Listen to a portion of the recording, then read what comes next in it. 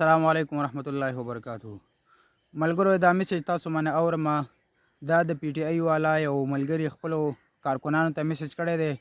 او انتهایی ډیر زیات حقیقت به کې ویلې دی. تاسو دا میسج واورئ چې د میسج کې څه وایي.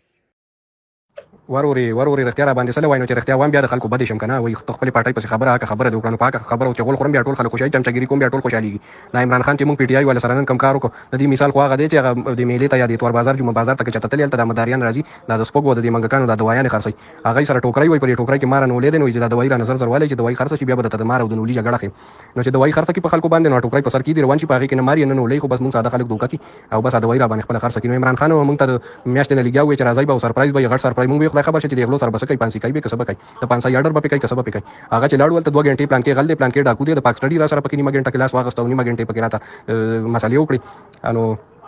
اخیرا کې یو خط جيب راوباسو اداره تعلیمي سازشونو را لګل دی تاسو ته وینه خېمه نو زه خو هم په داسې ټیکنالوژي او په داسې عالمي سازشونو د لعنت شي په 2022 کې د خطر لګ نه وته ټلیفون کوي د دم کوي نه وته ایمیل را لګي په خط کې وته دم کې را لګي دا څنګه عالمي سازشونه دا څنګه انټرنیشنل ټیکنالوژي دا پلان کې ریډینګ لري نو دا څه کار دی چې پته نه لګي رښتیا وایي که دروغ وایي خو زبر زموږ لیډر د عمران خان دی الله دې خساتي او دوکې کړو ډیره غټه دوکې را سره وکړه او بس بیا په سخت شي بیا بم روزو لکه راغتی یا خو زموږ نشته ولکه روزو بکنه سخت را سخت مو په پاکستان د پر راوتو چې را پاکستان ته خطر ماتره د خو دې مونږ په دې ډر خښنو چلته ځکه چې انډیا راغلی د څنګه پاکستان ته خطر ده خپل خلک ته زمونږ حالت بس هغه دغه ټول پی ټی آی ولا ملګری دغه عقل خو مرستو واپس چکور ترالو ګوتې مشمیر لري چې سوره خرچم شوی د بیا ځان سره حساب کو چې هو د پاکستان د پر مونږ څنګه تو الته چې تاسو انډیا املا خو نو کړی چې مونږ ټول داسې لکه غازیانو روانو او دا بس مړه به دوکا شو بس سبق یار اوس نو سره اختیار وامه نو په ټولو ملګرو بدل لګي